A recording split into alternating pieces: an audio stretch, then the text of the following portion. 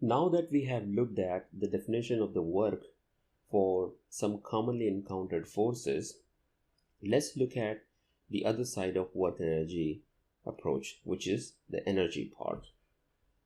So, for a particle P, we know that if there is a force F applied on it and there is a differential displacement dr, then the work done was defined as integral dw, which was integral F dot dr, right? We also know that only the forces that act in the direction of displacement do any work. Forces that are perpendicular direction of displacement don't do any work, right? So we can always resolve this force F that is given to us along the direction of displacement, right? And we know the direction of displacement is nothing but the tangent direction, right? Et sub hat that we have seen before. We also have a normal direction, which is towards the concave side, perpendicular to Et hat, right? So F can be resolved as F sub t Et hat plus F sub n En hat. Clearly Fn will not do any work because Fn is perpendicular to dr, right? So the only work that does any work, the only force that does any work is actually F sub t. So we can also write this as integral Ft times ds. Why? Because dr is nothing but ds times Et hat, right? So this is the magnitude, which is the differential arc length, and Et sub hat is the direction. So work done is defined as integral Ft ds. But what do we know about F sub t? Well, we know that Ft is equal to mass times the acceleration along tangential direction, just as F sub n is equal to m times acceleration along normal direction. What is the acceleration along tangent direction in tangent normal system? It's v dot, right? The change of speed over time. So we can write this as integral m v dot is dv over dt, and we have ds over here, right? So what I'm going to do is I'm going to add dt to the denominator and add it to numerator. So what do we get? We get integral m ds over dt is nothing but the v, so that's the speed v, and I'm going to write dv over dt times dt. So dt cancels from here and we are left with integral mv dv, right? Assuming that mass does not change, this is integral v dv, where v could change, let's say, from v1 to v2. So what do we get? We get 1/2 mv2 squared minus 1/2 mv1 squared. Now 1/2 mv2 squared is called the kinetic energy of the particle in position 2 minus 1/2 mv1 squared, which is defined as kinetic energy in position 1. So we have essentially defined over here a new quantity called kinetic energy, which is given by 1/2 mv squared. So this is kinetic energy of a particle. So if you have a particle and you know its mass and you know its speed at any instant, you can write down its kinetic energy. So from this derivation, what have we obtained? What we have obtained is that W is the work done due to a force is equal to change in kinetic energy. So you'll remember from the previous video that delta is always defined to be final of something minus initial of something. So in this case it's delta T. So that's final kinetic energy minus initial kinetic energy. So what this is saying is that if you apply a force on a particle and the particle is displaced as a result of application of that force, and there is a non-zero work, then that work results into change in kinetic energy. Now this is really not much different from what we have seen in the previous module on kinetics of particles, where we talked about some of the forces equal to mass times acceleration, right? So this is almost equivalent to this relationship. In fact, W equal to delta T is obtained from the Newton's second law, because that's what we substituted right over here, right? When we said Ft is equal to mdv dt. So here we have a cos, that's the force, and that gives rise to acceleration, which in turn gives rise to change in velocity over time, right? Because acceleration is defined as dv over dt. Or you could also define acceleration in terms of change in velocity over position by using the chain rule. So a cause gives rise to this kind of effect. And here also we have something similar happening. You have a force applied over a distance, and that gives rise to change in kinetic energy. Change in kinetic energy involves velocity, and that's exactly what you get from the Newton's second law as well. So again, you cannot apply the work energy equation in a non-Newtonian frame because you are using Newton's second law to obtain that, right? So this is our relationship for the work and energy, and this is the central principle that is to be used in this module. Now at this point you may ask, okay, so we use the Newton's second law, what benefit are we going to gain over the Newton's second law? So the benefit number one is that this is actually a scalar equation. This is a scalar equation. Work is a scalar quantity, kinetic energy is a scalar quantity, unlike the Newton's second law. The second benefit is that because it's a scalar equation and you are going to be relating the forces, speed and the position or the displacement, you can get your answers much more quickly than you would if you were to use a full-fledged vector equation like this. Now, of course, if the question is asking for acceleration, you don't really have a choice. You have to use the Newton's second law in that case. Okay, so we have defined what the definition of work is for a certain kind of force. Now we have found a relationship between work and the change in kinetic energy. Let's try to go back to our work definition. So if you recall, work done due to gravity was defined as minus mg delta y, which was minus mg y2 minus y1. Work done due to elastic forces was defined as minus 1/2 kx2 squared minus 1/2 kx1 squared. And both of these forces were called conservative forces.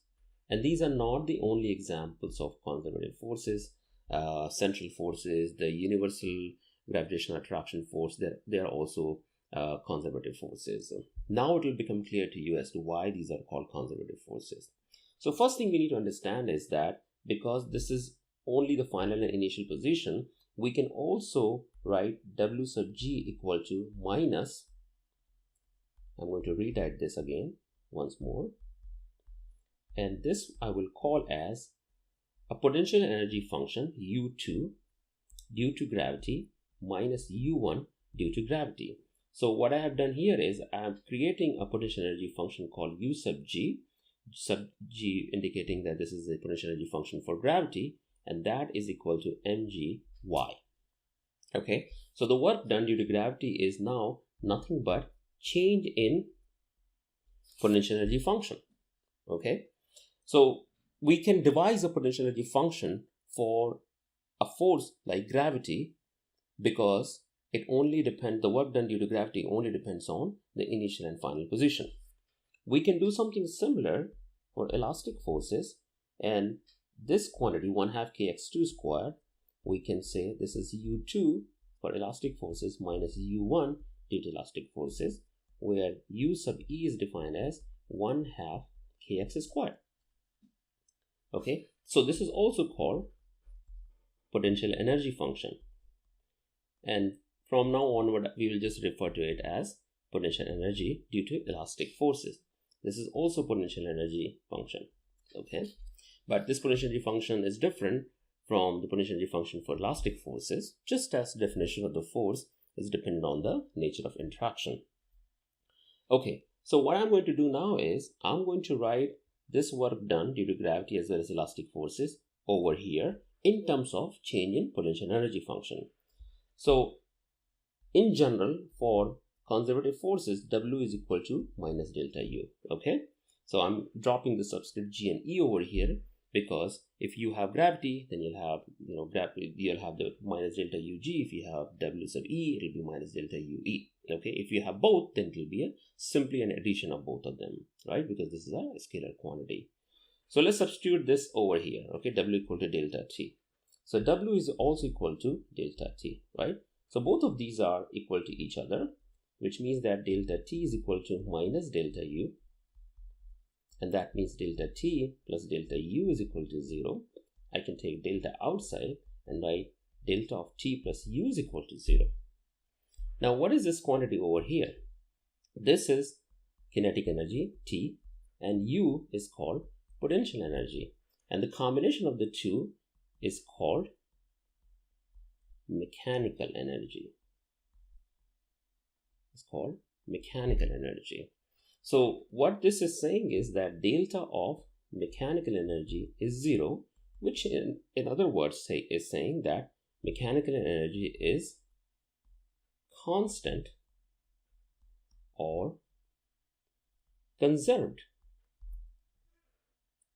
right? So you can see that if work can be written as minus delta U, and remember this can be done only for elastic or gravitational forces or similar forces that are conservative in nature, where work done can be expressed as change in potential energy function, then you get this, where we have the statement for mechanical energy conservation.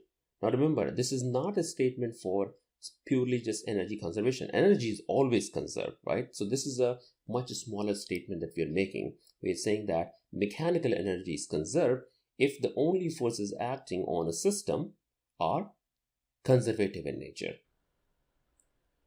So another way to write this equation would be to say delta T plus U equal to 0 implies initial kinetic energy plus initial potential energy equal to final kinetic energy plus final potential energy. So if you have a system, if you have a particle that goes from position 1 to position 2, at position 1 it has certain kinetic energy, has certain potential energy, sum of the two should be equal to its kinetic energy and potential energy summed together at position 2. And of course, how many positions you have is something you can choose. You can have 5 positions, you can have 6 positions when the particle moves along a certain path, right? Okay, so what happens when you have certain forces acting on a particle which are not conservative? Okay, so can you still apply this equation? Well, of course not. If you have any force acting on a particle that is not conservative in nature, you cannot use this equation. Okay, but you can always use this equation, W equal to delta T, because there is no information about the work done by a conservative or a non-conservative force, right? So W equal to delta T always applies, right? So W equal to delta T always applies. On the other hand, delta T plus U equal to 0, which is the principle of conservation of mechanical energy, only applies when all the forces acting on the particle are conservative in nature. So this is something you need to remember, right? Okay, so what happens if you have maybe some forces which are conservative, some forces which are non-conservative? Well, in that case, the left-hand side of this equation can be split into W due to conservative forces plus W due to non-conservative forces, and that would still be equal to delta T. Okay, so work done due to conservative forces can still be written as minus delta U, so that would be fine. And then you have W and C, that's the work done due to non-conservative forces, or you can say W and C is equal to delta T plus delta U. Okay, so there are more than one ways you can look at this equation, all right, but this will always apply. So always applies. So whenever in doubt, start with W equal to delta T, and then work your way down. If there are no non-conservative forces, then of course this is going to drop out anyway, and you'll be left with the statement of conservation of mechanical energy. All right, let's look at a simple example. Okay, so let's say I have an incline, and on this incline I have a particle which is tied with a spring, and I'm just going to create this example, and this is of mass m. Okay, and what we want to know is, if let's say in position 1 initially the spring is not stretched, so there is 0 stretch x1, and this is position 1, and the block is released from rest, which means that in this position the velocity is 0, 2, okay, and it is at a certain height. Let's call it y1 from datum. So this is my datum because I need a horizontal reference line. So this is how I'm measuring it. Then the question is, when this particle comes down by a distance s, what is its velocity? So in position 2, what is its velocity?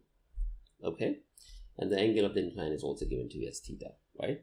So how do we solve problems like this? Well, I'm going to give you the general method for solving the problems of this sort, but let's try to just solve this simple problem for now so that we can see how things are applied, okay? And just to make things a little bit more complicated, I'm going to give you the coefficient of kinetic friction between the incline and the particle, all right? So the general method will say that, first of all, you should apply a test. The test whether you should use the work energy approach or not in this problem, okay? And the test is really very simple. It's a two-part test. The first part of the test will say that identify whether the problem is a finite displacement problem.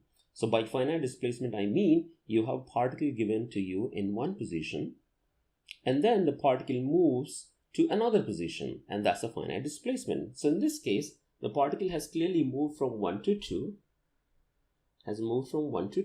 so it is a finite displacement problem, as opposed to the kinds of problems which some of them you did in previous module, where you had to analyze the system at a particular instant, and you were doing essentially what we call instantaneous analysis, right? So you had the particle shown at one instant, you drew the free body diagram, and then you applied the Newton's second law, and you could get the forces, and you could get the acceleration. Okay, so the general method for the work energy problem would be, number one, is it a finite displacement problem? Number two, are you being asked to relate the forces with the speed and the displacement? Okay, so there's no time phenomena here, right? So that's the second part of the test. And if those two tests are positive, then you ask yourself, well, can you apply the conservation of mechanical energy principle or not? If not, then can you apply your general equation, which you will always be able to do, right? So then after applying the test, the first part would be, of course, choosing a reference frame from where you will measure the distance traveled. So we could say that, okay, I'm going to measure this way, and that's my positive x direction, all right? It's a straight line motion along the incline. And then I'll do the kinematic analysis as much as I can. In this case, the kinematic analysis is really very trivial. So velocity is really nothing but x dot, right? And I'm not bothering with writing this as a vector because I want to use a scalar equation, which is the work energy equation, okay? Then comes the most important part, which is the free body diagram, right? So I will draw the free body diagram. The stretch in the spring, let's say, is, x. So I'm basically doing this analysis of free body diagram when the particle is somewhere in between the two extreme positions, okay? So I have the force of spring, I have the normal reaction, I have the gravity acting, I also have the friction mu kn, right? So these are all the forces. So your first task would be to identify the forces that are conservative and the ones that are not conservative. We know that kx is a conservative force, okay? So I'm not going to, circle them in blue if they're conservative forces. We know mg is a conservative force. What do you say about n? What about n? Is n a conservative force or not? Well, we don't really know. So anytime you have a known force, an external force, which you don't know what type it is, you cannot conclude it's a conservative force. So if you don't know whether it's conservative or not, then you assume that it's non-conservative. Okay? So n in this case is not going to really matter, primarily because the direction of displacement dx is perpendicular to n, right? It's perpendicular to n. So n is actually not going to do any work. What about mu kn? Mu kn is a friction force. So of course it is a non-conservative force, right? So we have two conservative and one non-conservative force. So how do we solve this problem? Well, we already have the equation, right? Here is the equation, which says that work done due to conservative forces plus work done due to non-conservative forces is equal to delta t, right? So let's do that. So we'll write each of the work done one by one. So let's start with non-conservative forces. So mu kn is pointing along negative x direction, and the displacement along positive x direction, which means this is equal to mu minus mu k n times s, right? S is the total distance traveled. And what is n equal to? Well, we know this angle is theta, so n is actually equal to mg cosine theta, right? So this is equal to minus mu k times mg cosine theta times s, and everything is known about this. What about work done due to conservative forces? Well, that is equal to minus delta u. In this case, we have delta u due to gravity, and we also have delta u, let me write this as plus delta u due to elastic forces. Okay, now to write the delta ug, which is u2 due to gravity minus u1 due to gravity, and this is minus 1/2 kx2 square minus 1/2 kx1 square. Okay, what is u2g? This is minus mg y2, this is mg y1 minus 1/2 kx2 square minus 1/2 kx1 square. So let's start to write things down, right? So y1 is known to us. Okay, what is y2? What is y2? So this is y2 over here, right? So what is y2? Well, we know this angle is theta, right? So from here to here, it would be what? It would be sine theta is equal to y2 over whatever this distance is. Let's call this is L. Okay, and then we know that this has traveled down by distance s. Okay, so from here to here, s plus L is equal to, or let me write sine theta itself. Okay, so sine theta is also equal to y1 over s plus L. Okay, so what we're looking for here is, y2, right? So we can get rid of, L from it. So this gives us y2 equal to L sine theta, and this gives us y1 equal to L plus s sine theta. So what is y2 minus y1? That's minus s sine theta, right? L sine theta minus L sine theta cancels, and we get minus s sine theta. So this is equal to minus mg y2 minus y1, we just obtained is minus s sine theta, and this is minus 1/2. x2 is equal to s itself, because initially the x1, the stretch is 0, so this is minus half k s square. So what we get is mg times s sine theta minus 1/2 k s square. Once again, everything about this is known, right? So in our basic equation, which is this, we just found w sub c, w sub nc. Now let's write the delta t, which is 1/2 mv square, mv2 square minus 1/2 mv1 square. This is 0 because v1 is 0, and that is simply 1/2 mv2 square. So now all we have to do is write down all these terms in this general equation.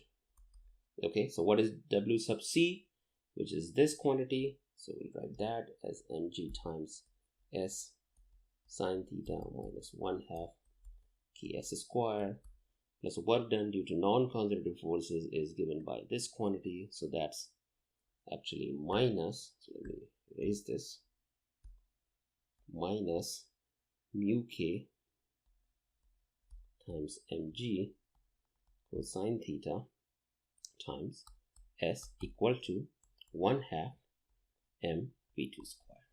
Okay, so everything about the left hand side is known. The only unknown quantity is v2 over here, and you can find it.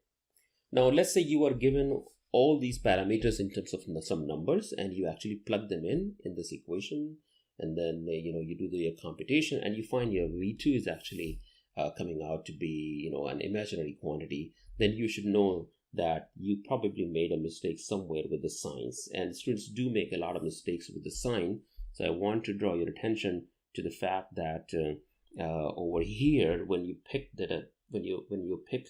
your distances, the vertical distances to the particle, you pick your datum. Okay, so then above the datum everything is positive, so this is the positive position, and below the datum everything is negative. Okay, so imagine if this particle is moving actually below the datum, then when it gets to the below the datum, it'll be a negative quantity. Okay, so just remember, whenever you pick the datum, going above the datum is a positive y direction.